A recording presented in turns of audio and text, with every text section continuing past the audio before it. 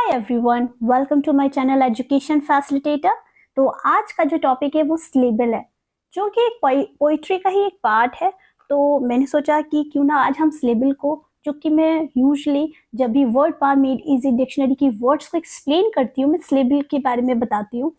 But आज मैं इसको सोचा डिफाइन अच्छे से करूँ, क्योंकि मुझे नेक्स्ट जब भी जो टॉपिक होगा मीटर, उसमें सिलेबल आएगा ही आएगा।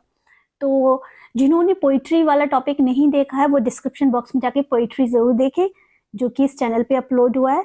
So today's topic is syllable.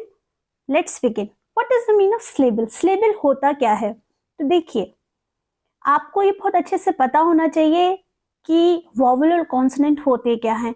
जैसे ही मोस्ट ऑफ द टाइम, क्योंकि हम बहुत ही इनिशियली स्टेज से सीखते हैं कि वॉवल और कॉन्सोनेंट होते क्या हैं, क्योंकि इनका रिलेशन होता है सिलेबल से। अ यूनिट ऑफ प्रोनाउंसिएशन, जब भी हम कोई भी वर्ड को प्रोनाउंस करते हैं तो एक स्मॉल यूनिट होती है जिसमें एक वॉवल साउंड होता है, जो कि जिसमें कॉन्सोनेंट भी होता है और कभी कभी कॉन्सोनेंट नहीं भी होता है। या हम ये कह सकते हैं कि अ पार्ट ऑफ अ वर्ड, मतलब एक शब्द के एक हिस्से को, स्मॉल यूनिट को हम क्या कह सकते हैं? हम सिलेबल बोल सकते हैं। जैसे फॉर एग्जाम्पल, यहाँ पे आप देख सकते हैं मैंने बहुत अच्छे से कुछ सिलेबल्स लिखे हुए हैं और उनको किस तरह से डिफाइन किया गया है, जिससे हम नेक्स्ट टॉपिक जब मैं मीटर आपको पढ़ाऊंगी तो ये वाला जो आज का टॉपिक मैं आपको एक्सप्लेन करें ना, बहुत आपको इससे मदद मिलेगी। देखिए, फर्स्ट ऑफ ऑल आपको ये पता होना चाहिए कि सिलेबल क्या है। अ पार्ट ऑफ वर्ड, एक पार्ट होता है किसी भी शब्द का। और how many types of syllables? There are two types of syllable. कितने टाइप के सिलेबल्स होते हैं? एक होता है अनस्ट्रेस्ड और एक होता है stressed syllable. I would like to repeat it again. एक होता है अनस्ट्रेस्ड सिलेबल और एक होता है स्ट्रेस्ड। जिस तरह से हम अपने शब्दों को क्या करते हैं? बोलते हैं। जब हम पोएम पढ़ते हैं या हम पोइट्री पढ़ते हैं तो हम किस तरह से उसको प्रेजेंट कर रहे हैं, तो वॉइस मॉड्यूलेशन होता है। उस वॉइस मॉड्यूलेशन में जिस तरह की साउंड होती है, उस तरह के पार्ट में हमें ये पता होना चाहिए कि हम किसी भी वर्ड को प्रोनाउंस करते हैं तो किस तरह से सिलेबल्स का यूज किया जा रहा है। फॉर एग्जाम्पल, आप यहाँ देख सकते हैं, अगर आप यहाँ देखते हैं तो ये फर्स्ट है वर्ड है टाई। तो आप देखिए मैं कैसे बोल रही हूँ, टाई। अ की साउंड आ रही है, वॉवल की साउंड आ रही है। तो इसमें कितना सिलेबल है? ओनली वन सिलेबल है।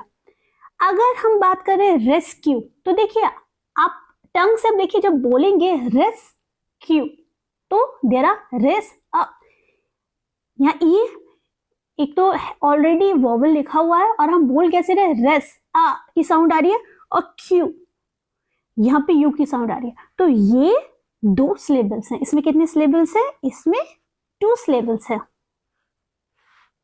अब देखिए, third is alphabet. What is it? Alphabet. Alphabet. तो कितने पार्ट्स हुए इसके? 3 पार्ट्स हुए। मैं आपको, जिन्होंने, अगर आप लोग न्यू हैं और आप लोगों के पास ये वीडियो पहुंच रहा है, आप लोग चैनल पे जाइए। Word power made easy dictionary है, जो कि बहुत ही फेमस डिक्शनरी है, जिसको मैं most of the time explain करती रहती हूँ। आगे भी आने वाले टाइम में उसकी वीडियोस बनाती जाऊंगी। तो मैं हमेशा बताती हूँ हर वीडियो में किस तरह से हम कोई भी डिफिकल्ट वर्ड को, किस तरह से डिफिकल्ट वर्ड को स्मॉल पार्ट्स में, उसके स्मॉल यूनिट्स करके किस तरह से आसानी से सीख सकते हैं और हमें उस डिफिकल्ट स्पेलिंग को याद भी किया जा सकता है। तो देखिए यहाँ पे जैसे अल्फाबेट लिखा हुआ है, तो how many syllables are there in this word? एक शब्द में 3 सिलेबल है, अल्फाबेट। तो यहाँ पे 3 सिलेबल्स हैं। Now this is the last word, क्योंकि मैं सिर्फ सिलेबल को ही समझा रही हूँ। सिलेबल बहुत वास्ट टॉपिक नहीं है। Unnecessarily I don't want to just explain it, क्योंकि है स्मॉल टॉपिक, जिससे मैं जब न्यू टॉपिक पढ़ाऊंगी आपको मीटर, तो उसमें ये स्ट्रेस्ड और अनस्ट्रेस्ड सिलेबल आएगा ही आएगा। इसलिए मैं आज आपको सिर्फ सिलेबल ही समझा रही हूँ। देखिए, अब यहाँ पे क्या है? एक्टिविटी। एक्टिविटी।